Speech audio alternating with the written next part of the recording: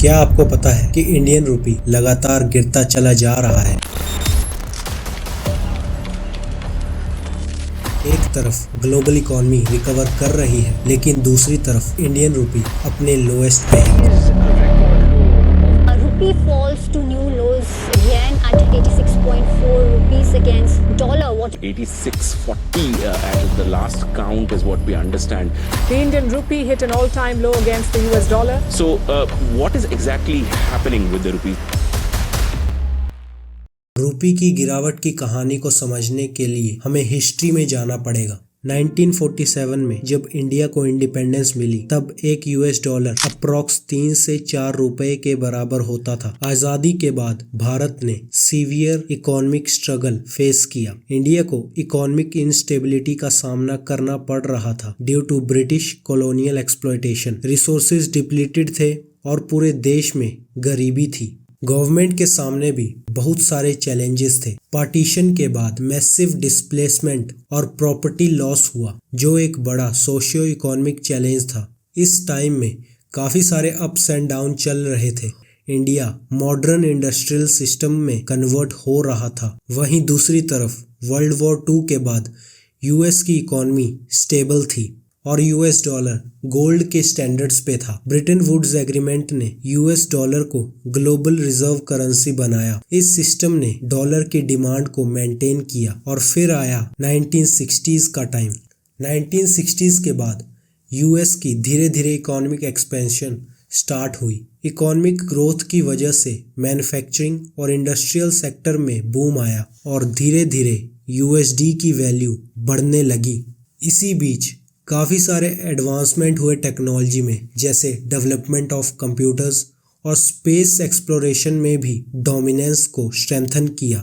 जब यूएस की economy grow कर रही थी तो यूएस डॉलर की वैल्यू भी इंक्रीज हो रही थी, क्योंकि ज़्यादा इंटरनेशनल ट्रेड्स और इन्वेस्टमेंट्स यूएसडी में होने लगे। साल 1971 से पहले यूएस डॉलर की वैल्यू गोल्ड पर बेस्ड थी, मतलब लोग अपने डॉलर को यूएस गवर्नमेंट से गोल्ड में एक्सचेंज कर सकते थे। बट 15 अगस्त 1971 को प्रेसिडेंट रिचर्ड निक्सन ने कहा, अब से गोल्ड के अगेंस्ट डॉलर का बिजनेस नहीं होगा। इससे करेंसी की वैल्यू मार्केट की डिमांड और सप्लाई पे डिपेंड करने लगी और डॉलर की वैल्यू फ्लक्चुएट होने लगी। और अराउंड 1975 में यूएस डॉलर की कीमत 8.39 इंडियन रुपीस के बराबर हो गई। बट भारत की मुश्किलें 1980s के बाद स्टार्ट हुई। 80s के दौर के आखिरी दिनों में इंडियन इकॉनमी काफ़ी इशू फेस कर रही थी। गवर्नमेंट एक्सपेंडिचर बढ़ रहा था और करंट अकाउंट डेफिसिट भी। ऊपर से गल्फ वॉर की वजह से क्रूड ऑयल का प्राइस बढ़ने लगे, जिसका बहुत बड़ा इम्पैक्ट इंडियन इकॉनमी पे पड़ा, क्योंकि 1991 की शुरुआत में इंडिया के पास फॉरेन एक्सचेंज रिजर्व्स, जो फॉरेन करेंसी होती है, लगभग ख़त्म हो चुकी थी।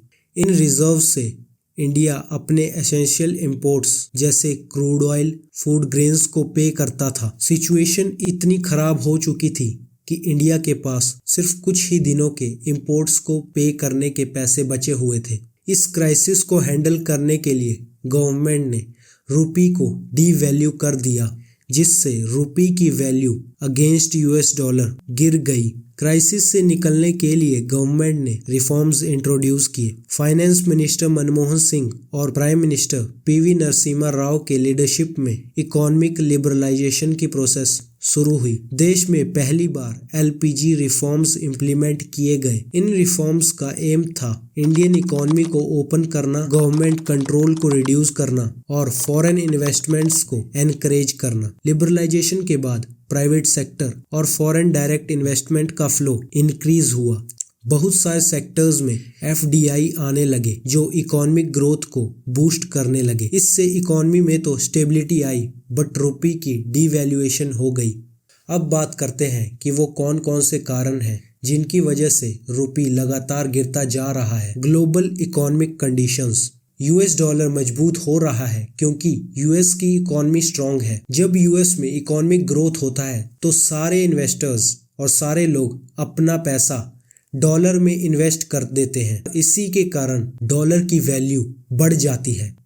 दूसरा जो सबसे बड़ा कारण है वो है rising crude oil prices. Crude oil की कीमत बढ़ने पर भारत का इंपोर्ट्स बिल बढ़ जाता है क्योंकि सारे पेमेंट्स इंटरनेशनल स्टैंडर्ड्स की हिसाब से होती हैं। जब फॉरेन इन्वेस्टर्स अपना पैसा इंडियन मार्केट से निकाल कर यूएस की मार्केट में लगाते हैं तो डॉलर की डिमांड बढ़ जाती है और रुपी वीक हो जाता है। चौथा जो सबसे बड़ा कारण है वो है डोमेस्टिक इकोनॉमिक चैलेंज। भारत की जीडीपी का ग्रोथ स्लोडाउन, ट्रेड डेफिसिट और इन्फ्लेशन भी रुपी को गिराने में कंट्रीब्यूट करती है।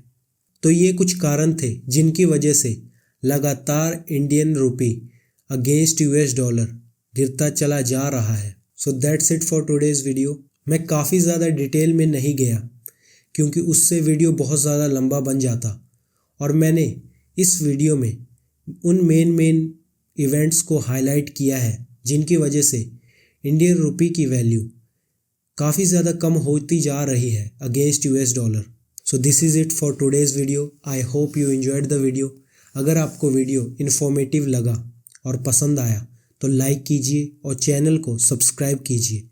मैं मिलता हूँ आपसे अगले वीडियो में। तब तक के लिए take care, stay safe, bye bye.